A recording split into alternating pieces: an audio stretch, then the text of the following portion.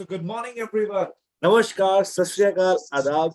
मैं सिद्धार्थ चौधरी आप सभी का स्वागत करता हूं आपके न्यूट्रलाइट लिव 360 बैच 3 प्रोग्राम में।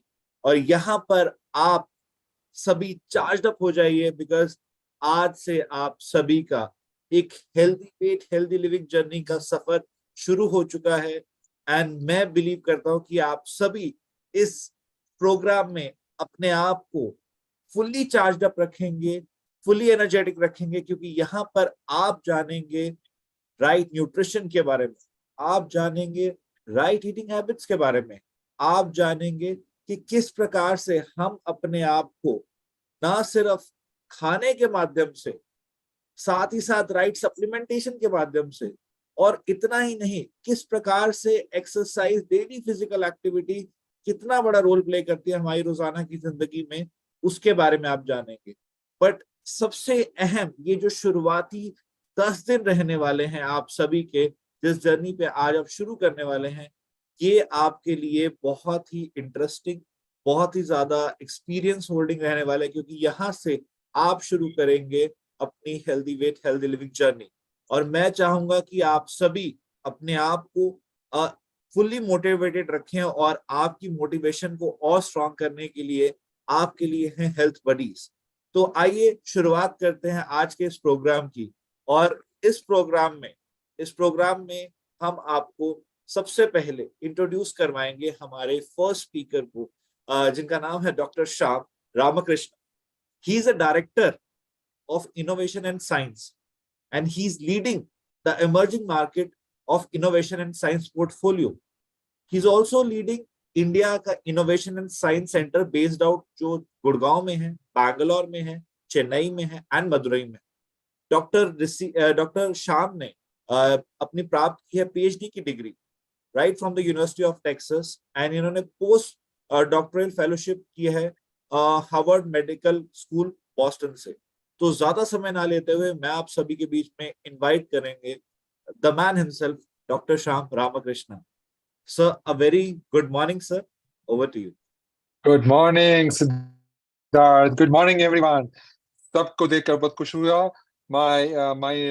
आज मैं कैलिफोर्निया से बात कर रहा हूँ। न्यूट्रलाइट है हम बाजू में, मैं हर दिन न्यूट्रलाइट जाते हैं वहाँ, और फिर मैं हर 2 महीने मैं इंडिया में है मेरे टीम के साथ। मेरा टीम है, जो हमारे टीम में है बहुत सारे साइंटिस्ट, अराउंड 32 साइंटिस्ट है मेरे टीम पे, जो कई तरह की रिसर्च करते हैं। तो जैसे सिद्धार्थ ने बताया कि हमारे हमारे हमारे 4 लैब्स हैं, वहाँ हम प्रीबायोटिक्स के ऊपर रिसर्च करते हैं, माइक्रोबायोम के ऊपर रिसर्च करते हैं, न्यूट्रिशन के कई डिफरेंट टॉपिक के बारे में रिसर्च करते हैं। लेकिन मेरा आज का टॉपिक कुछ अलग है, और बात करना चाहता हूँ कि मैं आपके साथ हर दिन होंगे, हर दिन नहीं, every 2 days, every other day मैं होंगे आपके साथ, क्योंकि कल है मेरे इंग्लिश सेशन में मैं होंगे, लेकिन आज मैं हिंदी में, उसके बाद हिंदी में मैं वापस आ जाएंगे। और मैं यहाँ मेरा स्पीकर को इंट्रोड्यूस करने के लिए आया हूँ। आज का स्पीकर है डॉक्टर स्वाति शुक्ला। डॉक्टर स्वाति शुक्ला एक प्रमुख न्यूट्रिशनिस्ट है, एमए में हमारे डिवीजन के हैं। उन्होंने पीएचडी जीबी पंत यूनिवर्सिटी से किया हुआ है, और उन्हें गोल्ड मेडलिस्ट है। तो उनकी जर्नी, जिसमें एकेडमिक मेडल्स भी है, बहुत सारे इंपॉर्टेंट रोल से भरी हुई है, जैसे कि क्लिनिकल न्यूट्रिशन स्पेशलिस्ट से लेकर सीनियर रिसर्च फेलो तक, जिसमें उनका एक्सपर्टीज दिखाया गया है प्रोडक्ट आर&डी या क्लिनिकल ट्रायल्स और होलिस्टिक न्यूट्रिशन स्ट्रेटजीज में। साथ ही साथ lot of things she has done in her life. So I'm very excited to have Dr. Swati Shukla इस स्टेज पर। लेकिन डॉक्टर स्वाति शुक्ला आने से पहले मैं आपके साथ 2 मिनट स्पेंड करूंगा, ताकि मैं हर दिन आपको मेरा जरा सोच के बारे में, मैं आज का टॉपिक के बारे में मैं जरा बात करूंगा। ठीक है, तो आज का स्पेशल टॉपिक है गट माइक्रोबायोम, सबको पता है। लेकिन पर उससे पहले एक सिंपल सवाल है, a healthy gut microbiome exactly क्या होता है? देखिए, हेल्थी गट माइक्रोबायोम डिफाइन करने थोड़ा चैलेंजिंग है, मुश्किल है, लेकिन साइंटिस्ट उन्होंने सब मिलजुल कर सोच लिया है कि ये है उसका डेफिनेशन, ऑलमोस्ट ऑलमोस्ट। तो सिंपली कहूँ तो हेल्थी गट माइक्रोबायोम वो होता है जो लॉन्ग टर्म स्टेबिलिटी मेंटेन करता है, हमारा बॉडी का लॉन्ग टर्म स्टेबिलिटी मेंटेन करता है, जो जो इन्वेसिव इन्फेक्शन को रेसिस्ट करता है, एसेंशियल न्यूट्रिएंट्स प्रोवाइड करता है जैसे कि विटामिन्स और फर्मेंटेशन बाय प्रोडक्ट्स, और साथ ही साथ हमारे मेटाबॉलिक और इम्यूनोलॉजी का बैलेंस को मेंटेन करने बहुत हेल्प करता है। ये है ओवरऑल डेफिनेशन क्या जो हेल्थी गट माइक्रोबायोम का। ओके, तो लेकिन आप इसके बारे में बहुत डिफरेंट डेफिनेशन सुनेंगे, लेकिन ये है जरा general definition healthy gut microbiome. तो 2 दिन पहले ही मैंने एक रिसर्च पेपर पढ़ा था ब्रिटिश मेडिकल जर्नल। जो ब्रिटिश मेडिकल जर्नल है one of the most prestigious journal sciences में, और मेरा जिंदगी पूरा इसमें ही था, रिसर्च में। तो बीएमजे का जो ब्रिटिश मेडिकल जर्नल का 2 दिन पहले का पब्लिकेशन आया था, तो जो कुछ इनक्रेडिबल बातें हाईलाइट कर रहा था गट माइक्रोबायोम के बारे में। रोज कुछ ना कुछ अमेजिंग न्यूज आती रहती है। इस पब्लिकेशन में गट माइक्रोबायोम के रोल बताया गया है कार्डियो मेटाबॉलिक डिसीजेस में।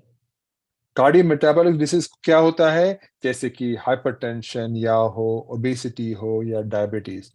सो कार्डियो मेटाबॉलिक डिसीज में उन्होंने इस पार्टिकल में समराइज किया है कि गट माइक्रोबायोम एक महत्वपूर्ण रोल प्ले करता है। फॉर एग्जाम्पल गट माइक्रोबायोम जो डिफरेंट टाइप्स के डाइट और डाइटरी सप्लीमेंटेशन इंटरवेंस को मॉडरेट करता है, जैसे कि प्रीबायोटिक्स ले लो, प्रोबायोटिक्स या हाई फाइबर डाइट, ये सब मॉडरेट करता है। सो बीएमजे ने ये बताया है कि it is one of the most important organ in the body. ये ऑर्गन है हमारे बॉडी में। और फिर दूसरा बात उन्होंने बताया कि उन्होंने जो जो सब उन्होंने क्लिनिकल स्टडीज बहुत देखा, इस क्लिनिकल स्टडी में 70% से ज्यादा में सिग्निफिकेंट इंप्रूवमेंट देखा गया कार्डियो मेटाबॉलिक ट्रेट्स में। सोच लो 70% से ज्यादा, तो इतना इंपॉर्टेंट है इस गट माइक्रोबायोम। तो ये है मेरा आज का फर्स्ट सोच। सेकंड है कि स्वीटनर्स, हम सब इंडिया में जब बहुत ज्यादा स्वीटनेस लेते हैं, जैसा कि सुक्रोलोस है, सैकरिन है, अस्पार्टेम है। अभी कंसिस्टेंटली बहुत सारे आर्टिकल्स आ रहे हैं कि ये स्वीटनर्स हमारे गट माइक्रोबायोम को बहुत सारा नेगेटिवली अफेक्ट करते हैं। नेगेटिव, ये हमारा सेहत के लिए बिल्कुल अच्छा नहीं है। हम सोचा शुगर अच्छा नहीं है, तो हमने क्या किया, ये आर्टिफिशियल स्वीटनर्स भी डाल दिया उसमें।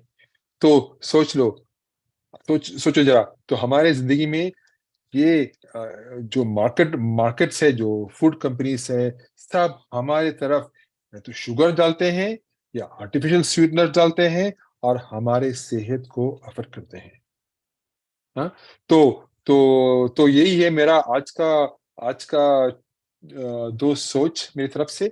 तो अब चलिए, आप आज मेरे एक्साइटेड, बहुत खुश है कि हमारे साथ डॉक्टर स्वाति शुक्ला, जिन्होंने जो एसोसिएट मैनेजर है न्यूट्रिशन साइंस, तो आपको गहराई में इस सब्जेक्ट के बारे में जरा बताएंगी। तो चलो डॉक्टर स्वाति, मंच पर। Thank you so much, Dr. Sham. Thank you everyone. Very good morning, सुप्रभात, और आप सबका हार्दिक स्वागत है इस Nutrilite live 360 healthy weight healthy living के गट रीसेट फेज के डे 1 में। आप जिस तरीके से सुबह सुबह यहाँ पे प्रेजेंट है, वो अपने आप में ही दिखाता है कि आप कितने मोटिवेटेड हैं, कितना डेडिकेशन रखते हैं, ना कि सिर्फ अपनी हेल्थ ट्रांसफॉर्मेशन के लिए, लेकिन अपने आसपास में भी इस हेल्दी वेव को लाने में, इस हेल्दी ट्रांसफॉर्मेशन को बनाने में एक इंस्ट्रूमेंटल रोल प्ले करने में। तो उसी के लिए वी आर सो ग्लैड कि हम साथ में हैं, दैट वी आर टुगेदर, और हम सब एक साथ इस जर्नी को अब तय करेंगे आगे आने वाले 100 दिनों के लिए। With this note, let me share my screen once.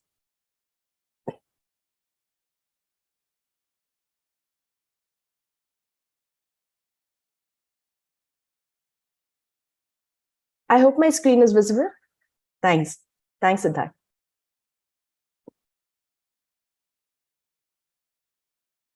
तो आज से जब हमारे एक प्रॉपर जो हमारा एक रूटीन है इस मॉर्निंग सेशन की, इसकी जो शुरुआत हो रही है उसकी क्यों जरूरत है, राइट? हम अब इस पूरे प्रोग्राम के समय आपको अलग अलग चीजें बताई जाएंगी कि आपको ये रिकमेंडेशन फॉलो करना है, ये लाइफस्टाइल हैबिट प्रैक्टिस करनी है, ये प्रैक्टिस नहीं करना है, इसको आपको दूर रखना है, कुछ फूड्स आपको बिल्कुल खाने हैं, कुछ फूड्स आपको अवॉइड करने हैं। तो ऐसा क्यों है? आप जो भी कर रहे हैं, अगर आपको उसको सिर्फ छोटे समय के लिए फॉलो करना है तो आप सिर्फ सुनेंगे और फॉलो करेंगे। लेकिन जब आप उसको अपने जीवन की हर दिन एक दिनचर्या में उसको अगर आपको उतारना है, अगर आपको उसको आगे भी प्रोपोगेट करना है, आगे भी फैलाना है इन अच्छी हैबिट्स को, या क्या चीज को आपको अवॉइड करना है, उसके लिए जरूरी है कि आप जो भी कर रहे हैं उसके पीछे को क्यों को जाने, कि आप क्यों कर रहे हैं।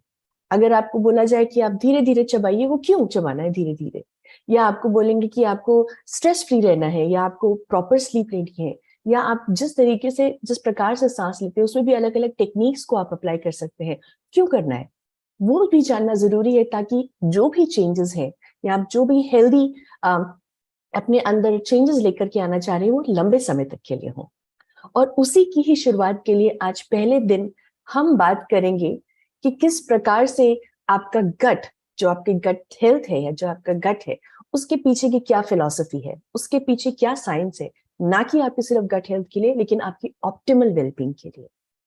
तो मैं शुरू करना चाहूंगी आप एक क्वेश्चन के साथ, एक बहुत ही सिंपल क्वेश्चन कि क्या आपका गट आपसे बात करता है, हाँ या नहीं? कभी कभार बहुत कुछ सिंपल एक सिग्नल्स होते हैं या कुछ ऐसे साइंस होते हैं जो हमारा शरीर, स्पेशली हमारा गट, हमको देने की कोशिश करता है। जैसे आपने नोटिस किया होगा कि कुछ व्यक्तियों के कंपैरिजन में कुछ लोग अगर कोई स्पेसिफिक फूड खाते हैं, जैसे मान लीजिए कुछ चना खाते हैं, कोई होल दालें खाते हैं, या कोई स्पेसिफिक और फूड खाते हैं, तो उनको ब्लोटिंग होता है, राइट? उनको एसिडिटी हो सकती है या उनको गैस फॉर्मेशन होता है। और वो भी इस हद तक होता है, समटाइम्स वो इस लेवल तक हो सकता है जहां पर रात को प्रॉपर नींद भी नहीं हो सकती है, राइट? आपकी क्वालिटी ऑफ जो स्लीप है वो भी डिस्टर्ब हो रही है इस गट जो डिस्टर्बेंसेस है उनकी वजह से। या आपने नोटिस किया होगा कि कुछ लोग बहुत ही फ्रीक्वेंटली इल पड़ते हैं। कुछ लोगों को थोड़ा सा भी मौसम चेंज हुआ या थोड़ा सा अंदर या बाहर का टेम्परेचर में वेरिएशन हुआ, उनको फौरन कोल्ड हो जाएगा, फ्लू हो जाएगा, राइट?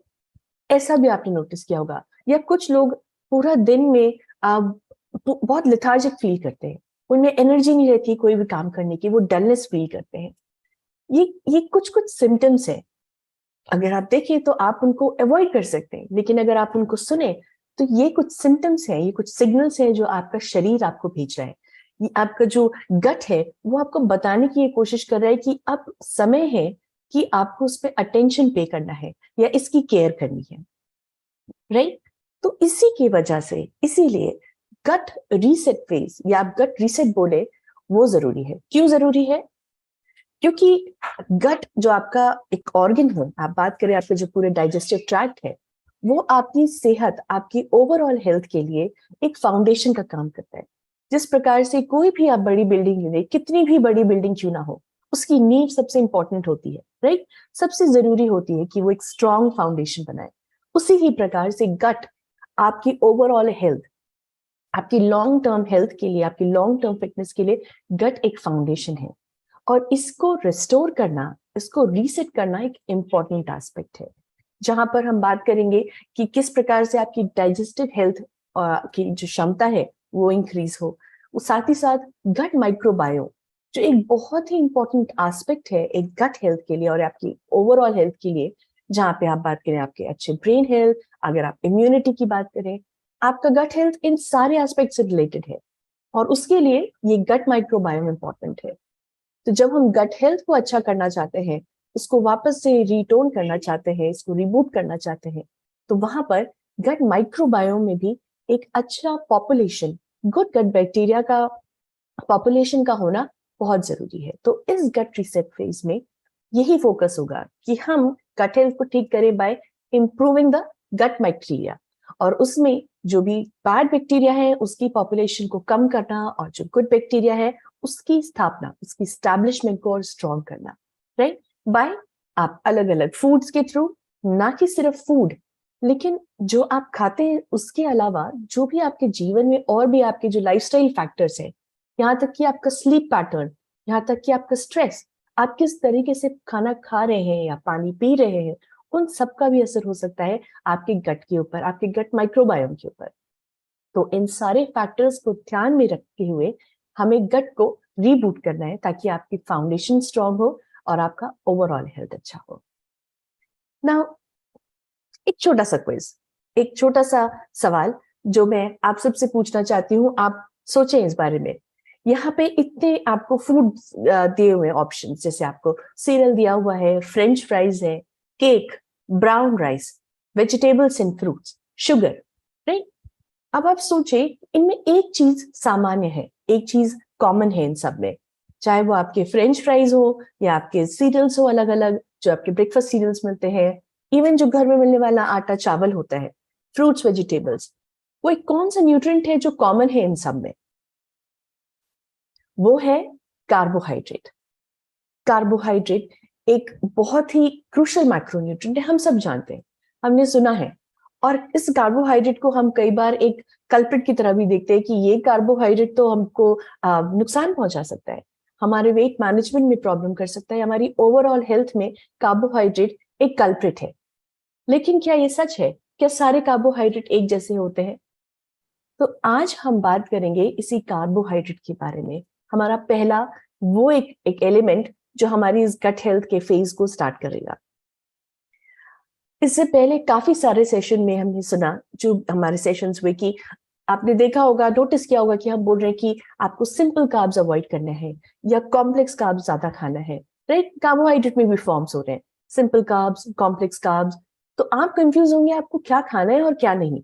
या अगर आपको बताया गया कि आपको सिंपल कार्ब्स नहीं खाना है और कॉम्प्लेक्स कार्ब खाना है, तो क्यों खाना है, वो क्यों जानते हैं आज। नाउ कार्बोहाइड्रेट अगर हम देखें तो वो आपके 2 या 3 प्रकार के हो सकते हैं, राइट? बेसिस जो उसका स्ट्रक्चर है, जैसे उसकी रचना है, उस बेसिस पे आप कार्बोहाइड्रेट के स्ट्रक्चर को वैसे समझ सकते हैं जैसे एक मोती की माला, राइट? मोती की माला, जहां पे एक सिंगल मोती आपका एक शक्कर का यूनिट है, एक सिंपल मोती आपकी उस पूरी माला का फंडामेंटल यूनिट यानी मौलिक इकाई है, एक छोटा पार्ट। उसी प्रकार से कार्बोहाइड्रेट भी आपके अलग अलग प्रकार के हो सकते हैं। एक मोती की तरह भी आपको कार्बोहाइड्रेट मिल सकता है, क्योंकि वो सिंपल फॉर्म में है, एक सिंपल मौलिक इकाई है, इसीलिए उसको सिंपल कार्बोहाइड्रेट बोलते हैं, राइट? जैसे आपके मोनोसेक्राइड्स, सेक्राइड्स मतलब शक्कर, मोनो मतलब एक यूनिट। तो जब आपका एक शक्कर के फॉर्म में प्रेजेंट है, यानी एक मोती के फॉर्म में प्रेजेंट है, तो वो हमारा होता है मोनोसेक्राइड्स। वो आपके जैसे हो गए ग्लूकोज, जो आपके नॉर्मल, आप कुछ भी कार्बोहाइड्रेट खाना खाएंगे वो आपके शरीर में जाकर अल्टीमेटली ग्लूकोज में ही टूटेगा और उससे छोटे भाग में नहीं टूटेगा, तो ग्लूकोज। जैसे फ्रक्टोज, फ्रक्टोज आपका जो फ्रूट्स में पाई जाने वाली शुगर है, या गैलेक्टोज जो दूध में, मिल्क में पाने वाली शुगर है। ये सारी की सारी मौलिक इकाई है, ये सब की सब एक सिंगल छोटी मोनोमर यूनिट है, राइट? इससे छोटी ये नहीं टूट सकती है। और ये कहाँ पाई जाती है? ये आपको पाई जाती है जैसे आपकी व्हाइट ब्रेड में हो गया, या आपका शुगर में प्रेजेंट हो गया, या आपकी जो बेक्ड गुड्स होते हैं जैसे केक्स, पेस्ट्रीज, कुकीज, या और बाकी जो आपकी टॉफीज, कैंडीज, चॉकलेट्स, उनके अंदर प्रेजेंट होते हैं। तो ये हो गए आपके मोनोसेक्राइड्स।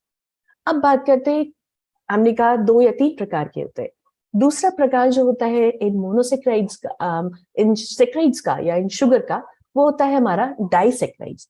डाई मतलब 2, सेक्राइड्स मतलब शुगर या शक्कर। तो यहाँ पर ये जो मोती रूप जो मौलिक इकाई है कार्बोहाइड्रेट की, ये अब 2 के फॉर्म में प्रेजेंट है। अब आप देख सकते हैं जैसे ग्लूकोज, वहां पे ग्लूकोज एक यूनिट था मोनोसेक्राइड्स में, डाइसेक्राइड्स में वो आपके 2 रूप में प्रेजेंट है, 2 एक साथ प्रेजेंट है।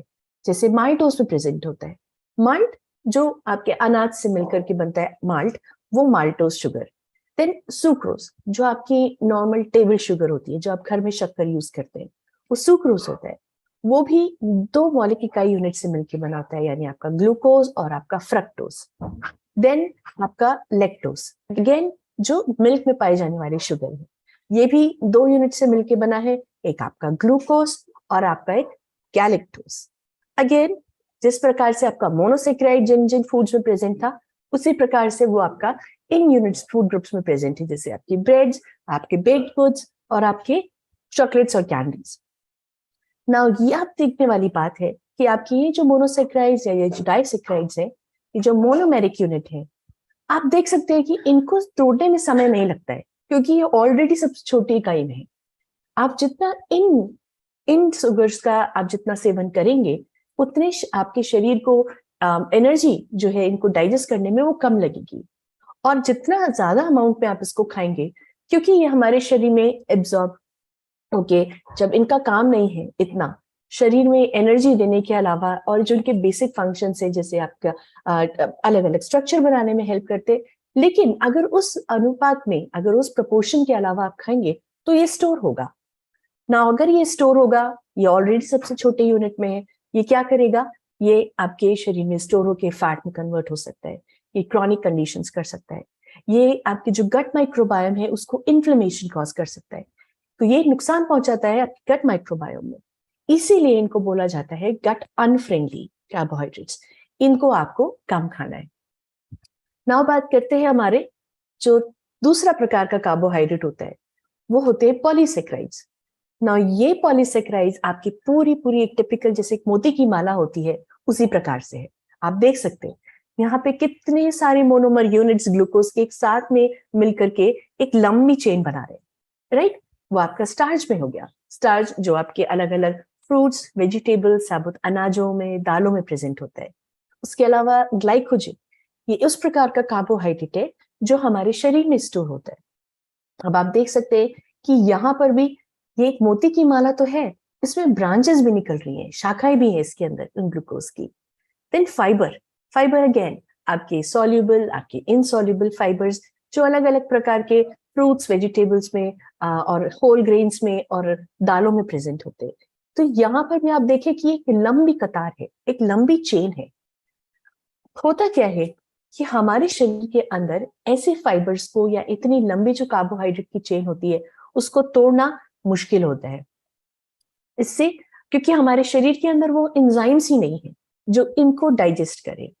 और कुछ एंजाइम्स जो हमारे मुंह में होते हैं जो नॉर्मल कार्बोहाइड्रेट, सिंपल कार्बोहाइड्रेट्स को भी तोड़ते हैं, जैसे अमाइलेज, तो हमारे मुंह के अंदर ये कार्बोहाइड्रेट इतने लंबे समय तक नहीं रहता है कि पूरी की पूरी चेन टूट पाए। तो इससे होता क्या है, जब हम इसको खाते हैं, हम इसको च्यू करते हैं, आप देखेंगे आपको थोड़ी बहुत मिठास फील होगी, क्योंकि जितनी देर ये फाइब्रस सब्सटेंस आपके मुंह में है वो अमाइलेज काम कर रहा है। लेकिन जैसे ही आप उसको स्वालो करते हैं ना, हमारे शरीर के अंदर वो डाइजेस्टिव एंजाइम्स नहीं है, तो होता क्या है कि ये सीधे हमारे स्मॉल इंटेस्टाइन से पास होते हुए सीधे लार्ज इंटेस्टाइन में आ जाता है, और वहां पर ये अपना रोल प्ले करता है। वहां पर ये अलग अलग जो गट बैक्टीरियाज हैं वो इन पे काम करते हैं। ये फाइबर्स उन गट बैक्टीरिया के लिए खाद्य है। जैसे आपको एक हेल्दी खाना खाने की जरूरत है, उसी प्रकार से आपकी गट बैक्टीरिया के लिए ये हेल्दी खाना है, ये प्रीबायोटिक्स हेल्दी खाना है। आप इसको ऐसे एग्जाम्पल के साथ समझ सकते हैं, जैसे गार्डन में जैसे अलग अलग प्रकार के कलरफुल फ्लावर्स होते हैं, पत्तियां होती हैं, उसी प्रकार से ये गट बैक्टीरियाज हैं। अगर आप इनको अच्छी खाद देंगे जो ऑर्गेनिक है तो वो फ्लरिश करेंगे, और अगर आप उनको ऐसी खाद देंगे जिनमें बहुत सारे केमिकल्स प्रेजेंट है तो वो आपके गार्डन को, आपके फूलों को खराब कर सकते हैं। इसीलिए जो सिंपल कार्बोहाइड्रेट्स है आपके सिंपल, वो उन्हीं तरीके की जो आपके अनहेल्दी का जो खाद है, जो केमिकल्स और प्रिजर्वेटिव से फुल जो खाद है, मेन्योर है, उसकी तरह काम करता है। और अगर हम कॉम्प्लेक्स कार्ब्स की बात करें तो वो एक ऑर्गेनिक खाद की तरह काम करती है, जो आपके गट बैक्टीरिया को फीड करती है और उनमें गुड बैक्टीरियाज की पॉपुलेशन को ज्यादा बढ़ाती है। तो इसी वजह से जब हमने पहले दिन आपसे बात किया कि आपकी प्लेट को कैसा दिखना चाहिए, तो आप नोटिस करेंगे कि आपकी प्लेट कुछ ऐसी दिखनी चाहिए, जिसे हम हेल्दी फूड प्लेट बोल रहे हैं। क्यों? क्योंकि उसमें किसी ना किसी प्रकार से वो सारे आपको न्यूट्रिएंट्स मिल रहे हैं जो आपके गट बैक्टीरिया को सपोर्ट कर रहे हैं, उन्हें फ्लरिश करने में हेल्प कर रहे हैं। जैसे आप देखें कि आपकी आधी प्लेट सिर्फ फ्रूट्स और वेजिटेबल से भरी होगी। अगर आप सिर्फ लंच और डिनर की बात करें तो वहां पर मैक्सिमम आपकी अलग अलग प्रकार की वेजिटेबल्स होनी चाहिए, वो सॉटे, स्टर फ्राई, सैलेड, सब्जियों के फॉर्म में होनी चाहिए। क्यों? क्योंकि वो आपको अच्छे अमाउंट में सॉल्युबल और इनसॉल्युबल फाइबर्स दे रहे हैं। देन 25% आपकी जो प्लेट है वो आपकी प्लांट प्रोटीन से होनी चाहिए। नाउ प्लांट प्रोटीन आपको प्रिंसिपली सबसे पहले आपको अच्छा प्रोटीन देता है जो आपके शरीर के बिल्डअप में इंपॉर्टेंट है। लेकिन अगर आप बात करें जो प्लांट बेस्ड आपके प्रोटीन सोर्सेज होते हैं, उनका और एक जो एडवांटेज होता है वो होता है फाइबर। या आपको अलग अलग प्रकार के कॉम्प्लेक्स कार्ब्स देगा, स्टार्चेस। उसके अलावा ये आपको अलग अलग प्रकार के सॉल्युबल फाइबर्स देगा, राइट? तो इसकी वजह से प्लांट बेस्ड प्रोटीन जब हम आपको बोलते हैं उसका यही कारण है, क्योंकि आपको प्रोटीन के साथ ही साथ अलग फाइटोन्यूट्रिएंट्स और फाइबर्स मिल रहे हैं। और उसी तरीके से जो अगला 25% है जो आपके कॉम्प्लेक्स कार्ब्स हैं, जिनमें होल ग्रेन्स और सीरियल्स आने चाहिए, अगेन वो सिर्फ आपको एक कार्बोहाइड्रेट दे रहे, वो आपको हेल्दी कार्बोहाइड्रेट्स दे रहे। क्योंकि जब हम बात कर रहे हैं साबुत अनाज की, तो उसमें सिंपल कार्ब्स नहीं है, वो कम प्रोसेस्ड फॉर्म है। तो उसकी वजह से आपको और भी ज्यादा जो फाइबर है ब्रांड के फॉर्म में, जैसे आप आटे की बात करते हैं, अगर आपका आटा चोकर के साथ है तो उसमें ब्रांड का पार्ट डेफिनेटली होगा। अगर आप मिलेट्स की बात करते हैं तो वो एक मोटा ग्रेन है, एक मोटा अनाज है, जिसमें सिर्फ कार्ब्स नहीं होगा, उसके अंदर मोर कॉम्प्लेक्स कार्ब्स होगा, उसके अंदर ज्यादा से ज्यादा आपके सॉल्युबल फाइबर्स प्रेजेंट होंगे। और इसीलिए आपको ऐसी प्लांट बेस को फॉलो करना है, क्योंकि वो आपको फाइबर्स के साथ साथ अलग अलग तरह के न्यूट्रिएंट्स को दे रहा है। नाउ एक सवाल, कैलोरीज, ये एक ऐसी टर्म होगी जो आगे आपको आपके साथ लंबे समय तक चलेगी। आप देखेंगे कि आपको कैलोरीज के साथ बैलेंस करना हो रहा है। क्यों? जब आप इस वेट मैनेजमेंट की जर्नी में होंगे, आप हेल्दी वेट हेल्दी लिविंग की इस जर्नी में होंगे, राइट? कैलोरीज के साथ आप काफी बार आपका सामना होगा जहां पर आप बैलेंस कर रहे होंगे अपनी कैलोरीज को, जहां पर आप माइंडफुल होंगे आपको कितनी कैलोरीज खानी है। तो जब हम बोलते हैं कि प्लांट बेस्ड सोर्सेज है, राइट, तो कभी कभार उसपे हाई फाइबर के साथ साथ कभी कभार हाई कैलोरीज भी आ जाती है।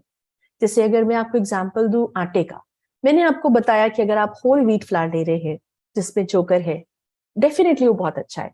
समटाइम्स अगर वो ज्यादा अमाउंट में, मान लीजिए 100 ग्राम, वो आपको अराउंड 11 ग्राम फाइबर दे रहा है, लेकिन उसके साथ साथ 320 कैलोरी दे रहा है। उसी प्रकार से होल चना जैसे यहाँ पर प्रेजेंट है ना, ये होल चना भी अगर आप खा रहे हैं, डेफिनेटली ये हाई इन प्रोटीन है, लेकिन उसके साथ ही साथ ये आपको कैलोरीज भी दे रहा है। जैसे 100 ग्राम चना में 25 ग्राम फाइबर है, लेकिन साथ साथ में 300 ग्राम कैलोरी भी है, 300 कैलोरी।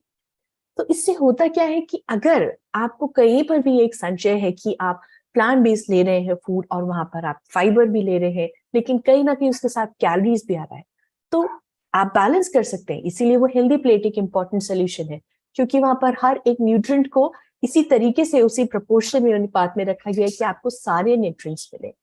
लेकिन इसके बाद भी एक इम्पॉर्टेंट साथी जो आपकी इस पूरी जर्नी में होगा, गट फेज में भी होगा, वो है न्यूट्रलाइट फाइबर। क्योंकि यहाँ पर आप बिना कैलोरीज को उसका संचय बिना किए आप अच्छे अमाउंट में फाइबर ले सकते हैं। आपने नोटिस किया होगा कि आपकी हेल्दी प्लेट में भी 50% फ्रूट्स और वेजिटेबल्स है। क्यों? क्योंकि वो भी आपको सेम प्रकार से फाइबर देता है without compromising on your calories. तो उसी प्रकार से आप न्यूट्रलाइट फाइबर को भी इंक्लूड करें, क्योंकि ये भी आपके गट बैक्टीरिया के लिए एक इंपॉर्टेंट खाद्य है, राइट? इसके अंदर उस प्रकार के बैलेंस्ड फॉर्म में वो सॉल्युबल फाइबर्स हैं जो आपके गट बैक्टीरिया को फ्लरिश करने में हेल्प करेंगे, आपकी उस हेल्दी फूड प्लेट का साथ देंगे, राइट? ताकि आपको सारे अच्छे न्यूट्रिएंट्स मिले। तो आपको ये ध्यान रखना है कि आप अपने ब्रेकफास्ट और डिनर से 30 मिनट पहले इसका एक स्कूप लें साथ में। नाउ कुछ और हेल्दी टिप्स, जब हम बात कर रहे हैं हेल्दी गट की, राइट? हमने एक शुरुआत करी, हमने जाना थोड़ा सा और डिटेल में, तो हमने देखा कि किस प्रकार से आपकी हेल्दी गट के लिए साबुत अनाज वो जरूरी है, होल ग्रेन्स। जैसे हमने बताया कि उसके अंदर कॉम्प्लेक्स कार्ब्स हैं, उसके अंदर फाइबर है, तो वो आपकी गट बैक्टीरिया को फ्लरिश करता है। आपकी गट हेल्थ को प्रमोट करता है। अगर आप इस प्रकार से सॉल्युबल फाइबर लेंगे तो वो आपकी जो गट की जो लाइनिंग है उसको वो हमेशा प्रोटेक्टिव वे में रखेगा, उसकी लाइनिंग को खराब नहीं होने देगा, राइट। उसी प्रकार से प्लांट बेस्ड फूड्स, क्योंकि प्लांट बेस्ड फूड्स आपको ना सिर्फ फाइबर देते हैं लेकिन उसके साथ और भी बहुत बहुत प्रकार के अलग न्यूट्रिएंट्स देते हैं। आपको अलग अमाउंट में विटामिन्स और मिनरल्स देते हैं, आपको फाइटो न्यूट्रिएंट्स देते हैं। अब ये फाइबर्स आपके नॉन वेजिटेरियन या एनिमल बेस्ड फूड होते हैं उनमें प्रेजेंट नहीं होते हैं।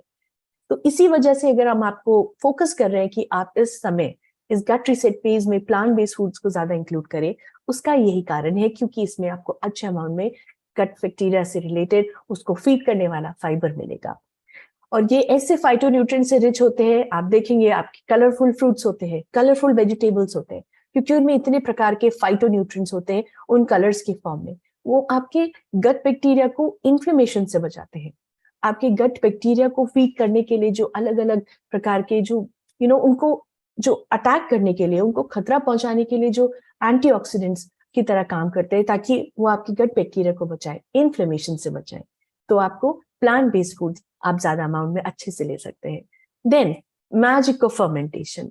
नाउ फर्मेंटेशन या खमीरीकरण हमारे हर एक घर में होने वाली एक बहुत ही सिंपल सी प्रक्रिया है। हम अपने घर में रोजमर्रा के जीवन में कांजी के फॉर्म में या रात भर जो हम फर्मेंट करते हैं डोसा इडली का बैटर, राइट, या फिर ईस्ट इंडिया साइड में पखाल भात एक बहुत ही कॉमनली खाए जाने वाला एक बहुत ही न्यूट्रिशियस ब्रेकफास्ट होता है जो चावल को रात भर सोक कर करके उसके बाद कंज्यूम किया जाता है।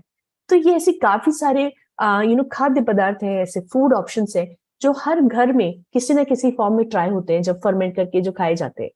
लेकिन ये सिंपल लगता है सुनने में क्योंकि हम हर दिन इसको करते हैं, येट ये एक बहुत ही इफेक्टिव मेथड है, राइट। हार्वर्ड मेडिकल स्कूल के अकॉर्डिंग बताया जाता है कि अगर आप नेचुरली भी फर्मेंट करते हैं उसमें कुछ मात्रा में प्रोबायोटिक्स या लाइफ कल्चर्स आपके शरीर को, आपके गट को मिलता है और आपके गट माइक्रोबायोम को वो स्ट्रेंथन करता है। उसके साथ ही साथ जब आप खमीरीकरण करते हैं या फर्मेंटेशन करते हैं, उससे होता क्या है कि फर्मेंटेशन के समय जो आपके कॉम्प्लेक्स जो न्यूट्रिएंट्स हैं वो छोटे न्यूट्रिएंट्स में टूटते हैं। तो इसकी वजह से जब आप खा रहे हैं फर्मेंटेड कोई भी फूड, आपके गट को इतनी मेहनत नहीं करनी पड़ रही है उसको तोड़ने में या उन न्यूट्रिएंट्स को डाइजेस्ट करने में, क्योंकि वो ऑलरेडी जब आपने ऊपर से लिए तो वो डाइजेस्टेड फॉर्म में प्रेजेंट है। तो आप अपने दिनचर्या में किसी ना किसी फॉर्म का फर्मेंटेड फूड जरूर से कंज्यूम कर सकते हैं। एंड तीसरा, अवॉइड ड्रिंक्स से बचें। और जब हम बोल रहे हैं ड्रिंक्स तो हमारा मतलब है जो एल्कोहल है या जो शुगरी बेवरेजेस प्रेजेंट होते हैं, कार्बोनेटेड बेवरेजेस, या जो बाहर मिलने वाले आपके फ्रूट जूसेस हैं पैक्ड फॉर्म में, या आपकी फ्रूट स्मूदीज है, कोई भी इस प्रकार का आपको उसको अवॉइड करना है। क्योंकि शुगर जैसे हमने बताया वो आपकी इन्फ्लेमेशन कर सकता है, वो सिंपल कार्ब्स का एक बहुत ही मेजर एक जरिया है, वो एक स्रोत है। तो आपको उन्हें अवॉइड करना है, वो आपके इस गट बैक्टीरिया के इम्बैलेंस को बिगाड़ेगा, राइट, उसमें इम्बैलेंस क्रिएट करेगा, इन्फ्लेमेशन कॉज कर सकता है, एंड इनफैक्ट ब्लोटिंग या कॉन्स्टिपेशन, एसिडिटी जैसे प्रॉब्लम्स भी क्रिएट कर सकता है। तो इनको आपको अवॉइड करना है। ना ये तो हमने बात करी खान पान की कि आपको खाने में क्या खाना है और क्या अवॉइड करना है, लेकिन ये एक होलिस्टिक अप्रोच है। यहाँ पे सिर्फ खाने पीने की बात नहीं होगी, आपकी ओवरऑल दिनचर्या में हर एक लाइफस्टाइल का इम्पैक्ट आपकी गट हेल्थ पे पड़ता है। तो सबसे इंपॉर्टेंट जो आपको ध्यान में रखना है, सबसे एक क्रूशियल चीज जहां से हमने शुरुआत करी थी कि आप अपने गट को सुने, राइट। आपका गट आपसे हर दिन बात करने की कोशिश करता है किसी ना किसी फॉर्म में, वो आपकी पुअर इम्यूनिटी के फॉर्म में हो सकता है, या आपको ब्लोटिंग या कॉन्स्टिपेशन या एसिडिटी के फॉर्म में हो सकता है, या आप पूरे दिन लेथार्जिक फील कर सकते हैं, वो किसी भी फॉर्म में हो सकता है। जरूरी है कि आप अपने गट को सुने और माइंडफुल रहे कि क्या खाने के बाद मेरा गट ज्यादा डिस्टर्ब हो जाता है या क्या खाने के बाद मैं ज्यादा एनर्जेटिक फील करता हूँ। तो अवॉइड क्या करना है, कौन सी चीज डिस्टर्ब करती है आपके शरीर को, आप गट को, उनको आपको अवॉइड करना है। Then make changes in your stress. कभी कभार आपने नोटिस किया होगा कि जब आप नर्वस होते हैं किसी भी चीज को लेके, आपकी भूख खत्म हो जाती है, राइट, या आपको ज्यादा भूख लगने लगती है। कभी कभार ऐसा होता है कि जब हम कोई भी, मान लीजिए इंटरव्यू के लिए जा रहे हैं, हमारा कोई रिजल्ट आने वाला है, तो हम जब नर्वस होते हैं तो हमको लगता है जैसे हमारे पेट में बटरफ्लाइज हैं, राइट, हमको नॉजिया फील होता है, जैसे बटरफ्लाइज प्रेजेंट है। वो क्यों होता है? देयर इज अ कनेक्शन, हमारी गट और ब्रेन के बीच में एक कनेक्शन है, जो हम आगे और डिटेल में भी पढ़ेंगे सेशंस में। लेकिन यहाँ पर बात को जो ध्यान देने वाली है वो ये है कि जब आपका स्ट्रेस होगा तो वो आपके गट बैक्टीरिया पे असर डालेगा, आपके गट हेल्थ पे असर डालेगा। तो इसके लिए भी जरूरी है कि आप अपने इस स्ट्रेस लेवल में चेंजेस लेके आए, स्ट्रेस मैनेजमेंट की तरफ ध्यान दें। वो आप किसी भी फॉर्म में कर सकते हैं, आप मेडिटेशन कर सकते हैं, अलग अलग ब्रीदिंग टेक्निक्स कर सकते हैं, एक्सरसाइजेस कर सकते हैं, आप अलग अलग हॉबीज फॉलो कर सकते हैं, उन फूड्स को इंक्लूड कर सकते हैं जो आपके स्ट्रेस लेवल को ठीक करें। तो अपने स्ट्रेस लेवल पर ध्यान दें। Then change habits. Change habits जब हम बोल रहे हैं तो कोई बहुत बड़ी हैबिट्स आपको चेंज नहीं करनी है, और एक दिन में कुछ भी चेंज नहीं हो सकता है। छोटी छोटी चीजों पे अगर आप रोज ध्यान देंगे तो कल एक बड़ा चेंज होगा। छोटी चीजें जैसे आप फूड को कितनी बार चबाना है, राइट, या हम बोल रहे हैं अगर आपको 7 से 8 घंटा सोना है तो वो क्यों सोना है। अगर आपको बोल रहे हैं कि आप कुछ स्पेशल या स्पेसिफिक ब्रीदिंग एक्सरसाइजेस करें, या इतना अमाउंट में पानी हर दिन पिए, या इन्फ्यूज वाटर पिए, तो क्यों पिए, राइट, उनके क्या बेनिफिट्स हैं। तो ये छोटे छोटे चेंजेस अगर आप करेंगे, अगर आप धीरे धीरे चबाएंगे, पानी ज्यादा पीने की आदत डालेंगे, स्लीप पैटर्न पे फोकस करेंगे, तो ये आपकी गट हेल्थ को अफेक्ट करेगा। Then circadian rhythm. Circadian rhythm एक प्रकार की एक बायोलॉजिकल क्लॉक है जो हमारे शरीर में इनबिल्ट है, राइट। हमारा ब्रेन, हमारा जो शरीर के अलग अलग ऑर्गन्स है, वो इस बायोलॉजिकल क्लॉक के अकॉर्डिंग काम करते हैं, राइट। तो अगर आप देखें हमारा गट बैक्टीरिया, हमारी जो गट की मोटिलिटी है, उसका डाइजेस्टिव जो एक पैटर्न है, राइट, अलग अलग जो फूड को डाइजेस्ट करने वाले हॉर्मोन्स है, वो सब इस दिन और रात के बीच का जो ये चक्र है, एक जो बायोलॉजिकल क्लॉक है, उसके अकॉर्डिंग ही रिलीज होते हैं, उसके अकॉर्डिंग काम करते हैं। तो अगर आप कोई भी खाना इस बायोलॉजिकल क्लॉक के अगेंस्ट में खाएंगे या उससे ऊपर नीचे खाएंगे, तो वो डेफिनेटली आपके जो इनबिल्ट क्लॉक है उसके साथ अलाइनमेंट में नहीं खा पा रहे, या अलाइनमेंट में नहीं हो रहा है। तो इससे भी आपकी डाइजेस्टिव हेल्थ, आपके